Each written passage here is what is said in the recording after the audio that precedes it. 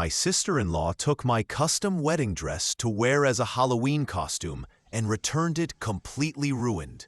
So my husband froze her college fund until she pays for it. I'm 27, and I've been married to my husband Adam, who's 29, for just over a year. My parents generously gifted me my dream wedding dress, which cost around $8,000.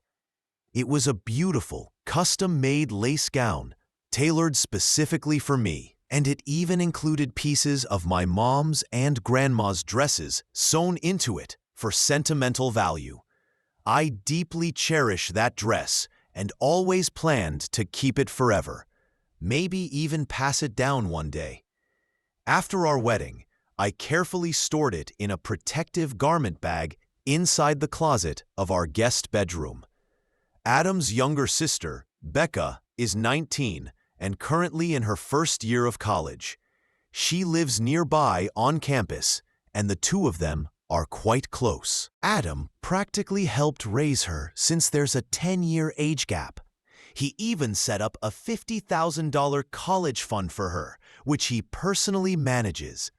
Our in-laws aren't very well off, so Adam's been covering most of Becca's tuition and school expenses using that fund he saved himself. Becca's a fun, social person, but she can also be impulsive and spoiled, being the youngest in the family. She's had her share of small mishaps, like fender benders and losing things, but the family usually forgave her easily. Still, I never thought she'd do something like this. Last weekend was Halloween. Adam and I stayed home, since we're more of the stay-in type. Meanwhile, Becca had plans for a big costume party and some bar hopping with her college friends. Without us knowing, she came by our house earlier that day. She has a spare key for emergencies and sometimes stays over when she needs a quiet place to study. We weren't home at the time. I was out grocery shopping and Adam was at work. Later, she admitted she'd come by looking for costume ideas and rummaged through our things. That's when she found the garment bag in the guest room closet, the one holding my wedding dress. She claimed she thought it was just some old white dress I didn't care about, since it wasn't in our main bedroom. Apparently, she decided it would make the perfect angel costume for her party. So without asking, she took it. My $8,000 custom gown. I didn't find out any of this until the next morning. While I spent Halloween night at home handing out candy, my wedding dress was out being worn to bars and parties. The next day, I went to the guest room to put away laundry and noticed the garment bag was unzipped and empty. My stomach dropped. I tore through the house, thinking I must have moved it somewhere else, but deep down, I knew I hadn't. Panic set in. I called Adam, asking if he'd touched my dress. He said no. That's when I realized the only other person with a key was Becca. I called her, no answer. Texted, no response. I even tried calling my mother-in-law, but she didn't pick up either. Completely frantic, I drove to Becca's dorm, but her roommate said she wasn't there. A few hours later, Becca finally called me back. She sounded oddly cheerful, which immediately irritated me. I asked if she'd been at our house and if she took a white dress. She casually said, "Oh yeah, I borrowed that white dress in the garment bag. Hope you don't mind. I needed something for my costume." I almost couldn't process what she'd just said. I yelled, "You mean my wedding dress?" There was a pause. Then she said she didn't realize that was the dress and thought it was just some old thing. Her apology sounded half-hearted, like she didn't think it was serious. I told her to bring it back immediately and that what she did was completely out of line. She texted that she'd come by later. I was livid. I called Adam again. He was furious, too, and he left work early to come home. When Becca showed up that evening, she walked in holding a crumpled plastic Target bag. My heart sank. Inside was my wedding dress, soaking wet. The satin was wrinkled, stained red, and smelled strongly of alcohol. It looked destroyed. I felt tears well up as I pulled it out. There were large red wine stains all down the front, and I broke down crying and yelled at her, asking what she was thinking. Adam was livid. He didn't even speak at first. Becca started sobbing, saying she was sorry and that it was an accident. She claimed someone at the bar spilled a drink on her and that the tear happened when it snagged on something. She kept insisting she didn't know it was my wedding dress. But that made no sense. The gown clearly looked like a wedding dress. No one could mistake it for a party outfit. I told her exactly that. She got defensive, saying I shouldn't have left it hanging there, and that I was overreacting because it's just a dress.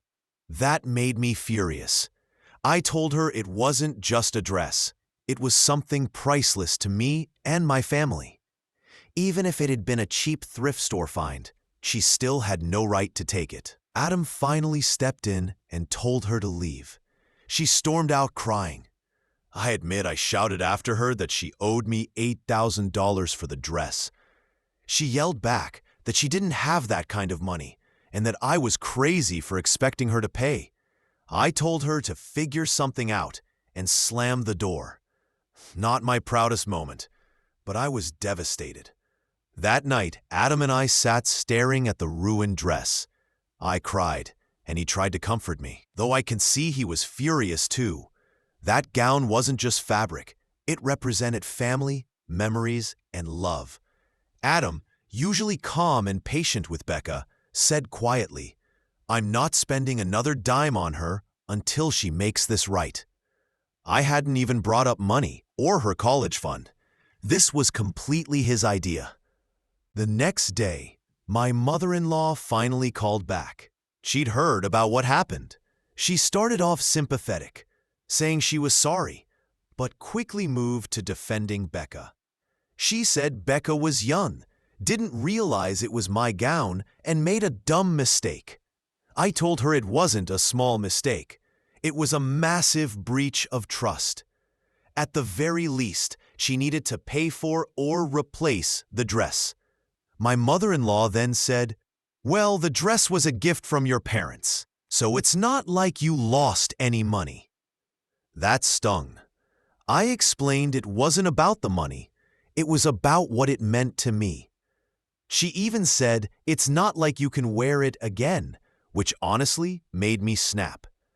I told her that was never the point. It was sentimental, and I had every right to keep it safe. I also mentioned how heartbroken my parents would be once they found out.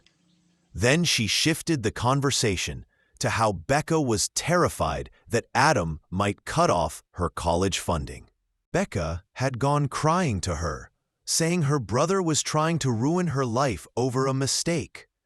I told my mother-in-law that I fully supported Adam's decision. That fund was his money, not Becca's entitlement, and if this was what it took for her to take responsibility, so be it. She accused me of being heartless and ruining Becca's future. I said that consequences aren't cruelty. If you destroy something valuable, family or not, you need to make it right. Becca hadn't offered to fix or repay anything, just tears and excuses.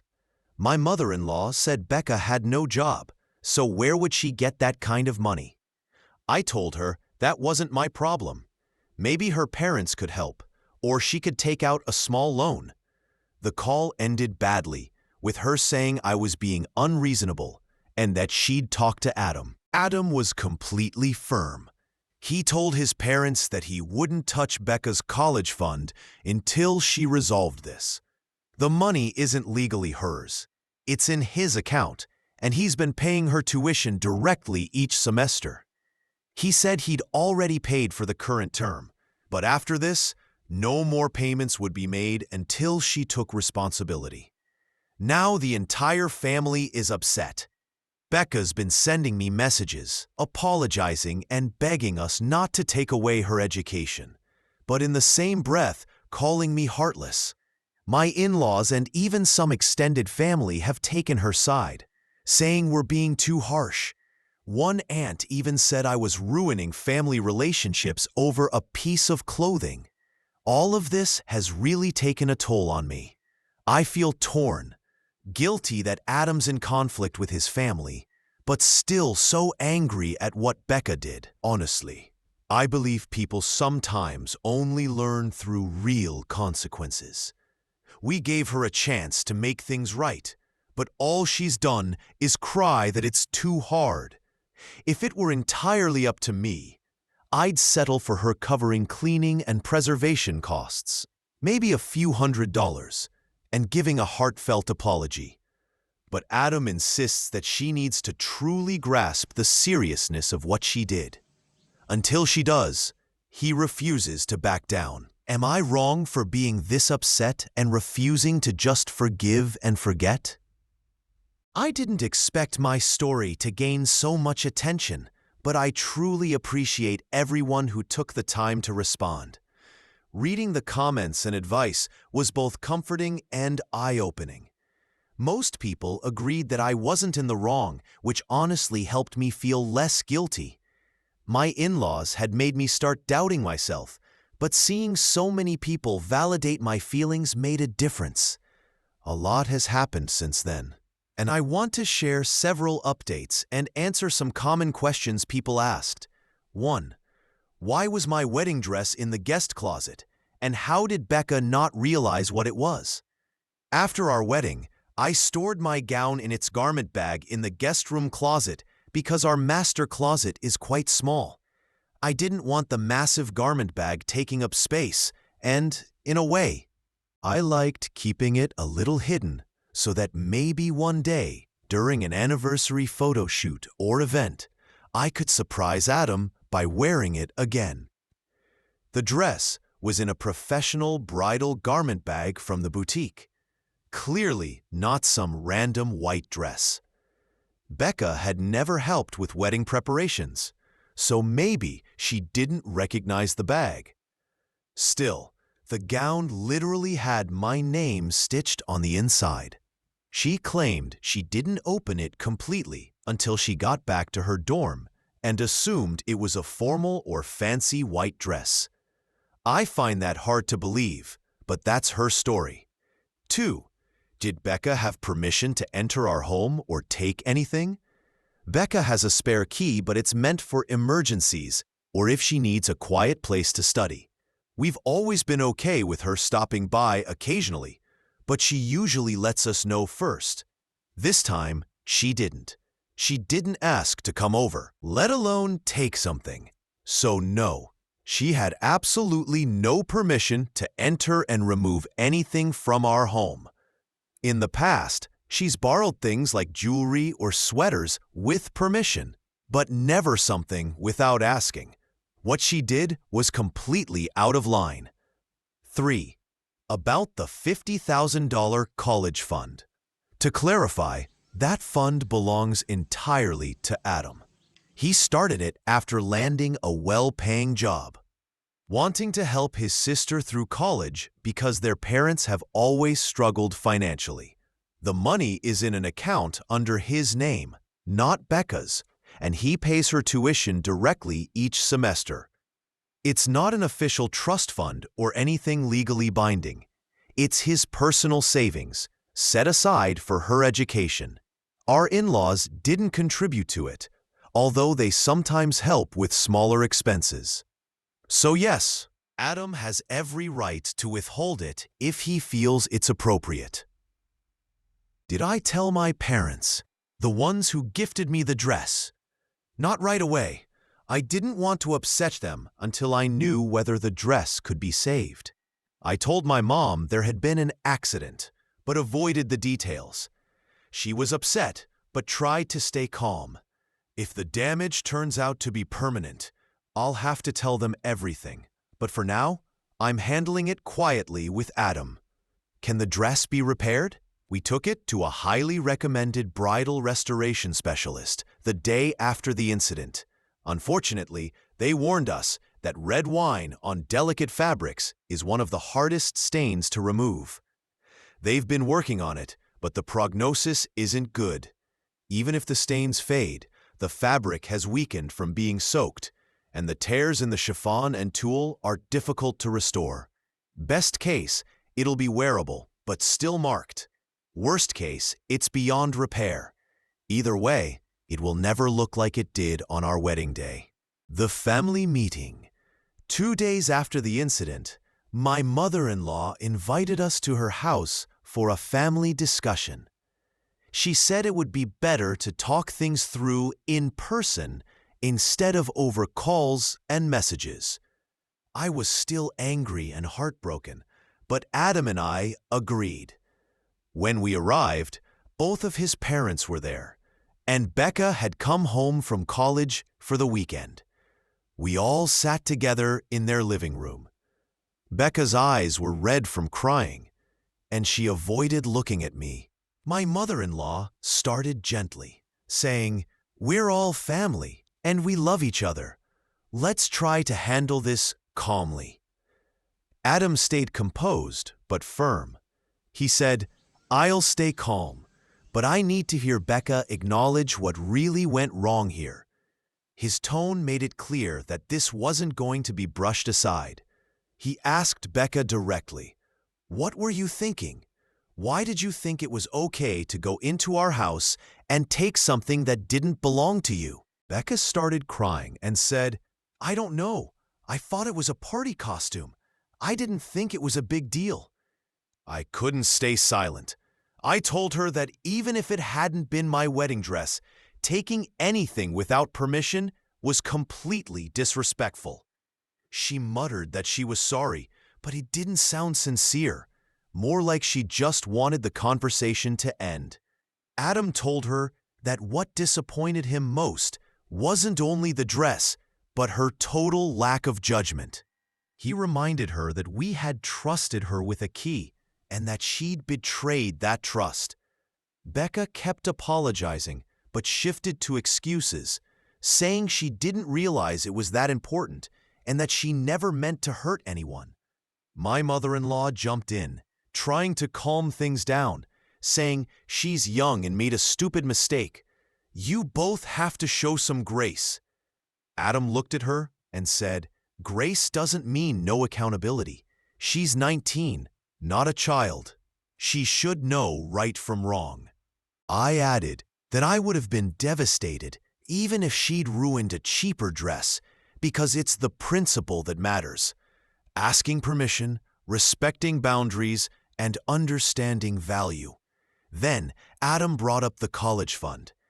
He said plainly, "Until Becca takes full responsibility, I'm freezing her tuition payments.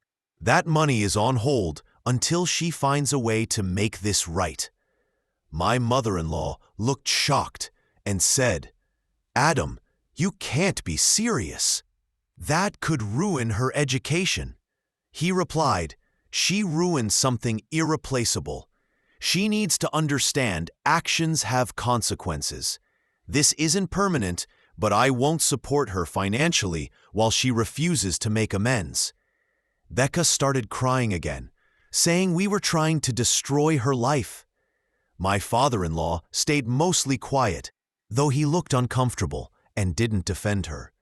I told Becca calmly that this wasn't about revenge. It was about taking responsibility.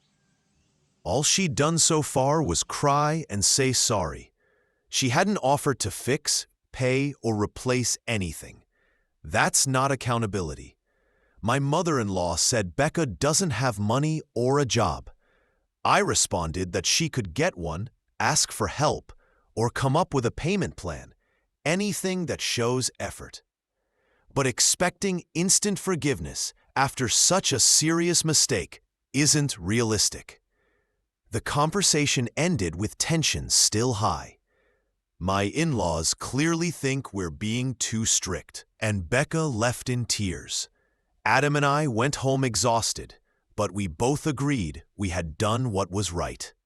In the days since, Becca has been messaging us constantly, alternating between tearful apologies and angry accusations that we're heartless. My in-laws have been pressuring Adam to let it go, but he's stayed firm. I've been reflecting a lot. Part of me still feels guilty for the family tension, but another part of me knows this situation needed boundaries.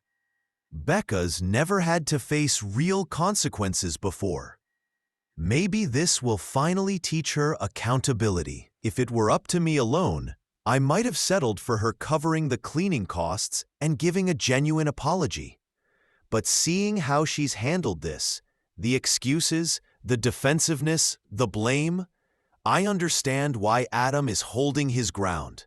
At this point, we're waiting to hear back from the restoration specialist about whether the dress can be saved. Whatever happens, the damage, emotional and literal, has already been done. I'm not out for revenge, but I also won't be guilted into pretending this didn't happen. All I want is acknowledgement and respect for what was lost. So, am I wrong for standing by my husband's decision and refusing to forgive something so careless, so easily? I reminded Becca that she had seen my wedding dress before. She was at our wedding. She'd seen the photos, so she should have recognized it. That's when my mother-in-law stepped in, saying, "She knows she made a mistake. Adam, she's apologized. Let's move on." I replied, moving forward means figuring out how to make this right. Saying sorry doesn't undo the damage. I tried to stay calm, but I was still deeply hurt. I added, I haven't even had the heart to tell my mom yet, because it's such a shame. Phil, who had been quiet, finally asked, "So what exactly do you want to happen now?" I said, "At minimum, the cost of the dress should be reimbursed or replaced. I know it's expensive, but when you ruin something that can't be fixed, there's a financial responsibility." I also said I'd be open to a payment plan, maybe half now, half later, but there had to be genuine effort. When I mentioned the price, Becca began crying again, and my mother-in-law looked uncomfortable. She said, "You know she doesn't have that kind of money. She's a student. How do you expect her to come up with $8,000? Before I could respond, my husband did. He said, "By finding a way, getting a job, taking a loan, or asking for help. That's not our responsibility. People take accountability by problem solving, not by letting others absorb the loss." My mother-in-law looked upset and said, "We don't have that kind of money either. It was a mistake. Can't we find a middle ground?" Then she turned to me and said, "What if we pay for cleaning and restoration and maybe a little extra for your trouble?" $8,000 just isn't possible. But to me, that sounded like they were treating it as a minor inconvenience.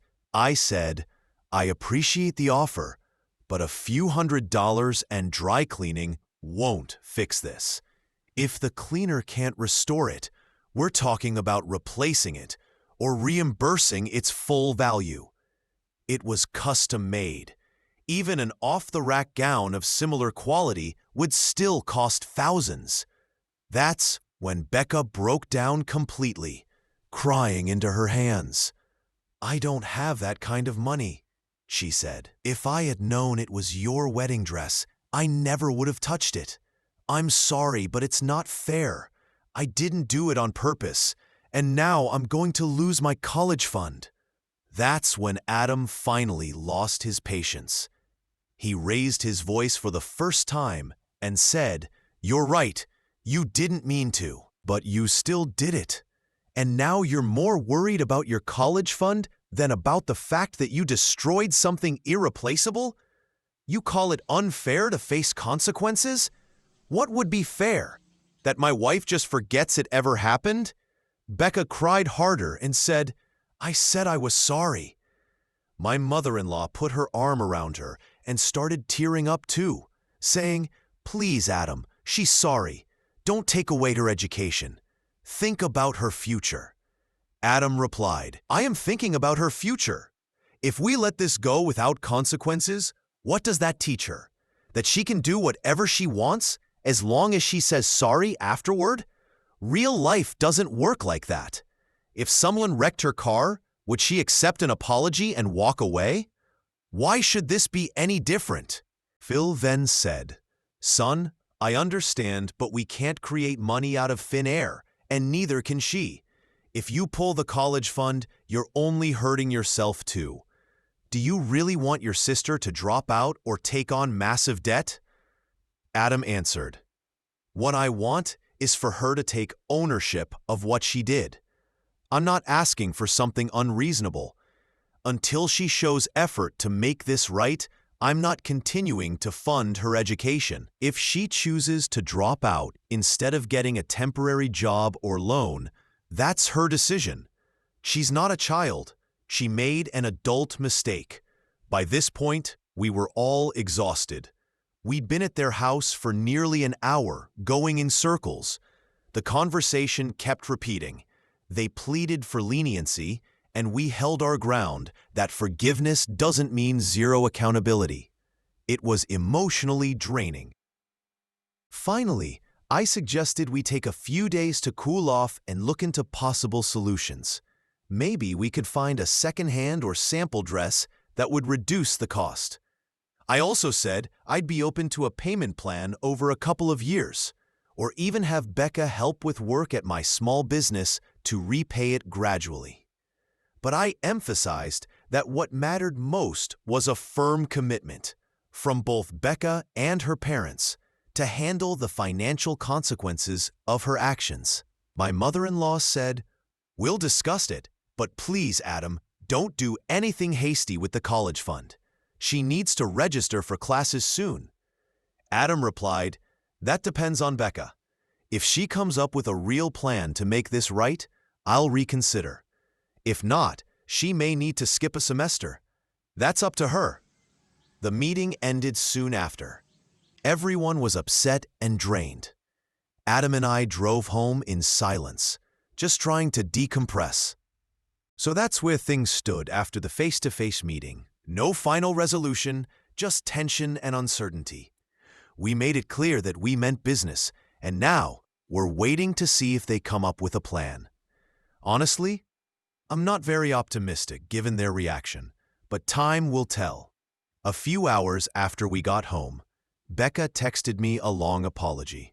It read like something her mom helped her write. She said she was truly sorry for not asking and for damaging something so meaningful to me, that she never wanted to hurt me, and that she's scared about losing our support.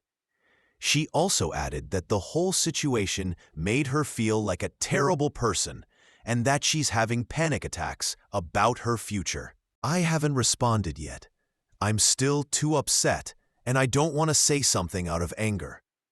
For now, Adam and I are standing firm. No brushing this under the rug. Becca needs to find a way to take real responsibility, financially or otherwise, or there will be serious consequences. The ball is in their court. Hi again. Thank you to everyone who offered perspective. Many of you asked for updates, and some of your predictions were spot on. It's been about a week since my last post. Things got more heated before they started improving. Also, we finally got results from the wedding dress cleaners, and they're not good. The specialist did everything possible, but the gown is officially ruined. The red stains faded slightly, but are still visible, and parts of the fabric are permanently discolored.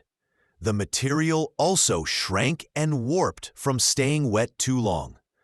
They repaired some tears, but the overall look is beyond restoration. The shop owner said additional treatments could cause more damage. In short, my wedding dress will never be the same. They charged a small fee and returned it still stained and torn.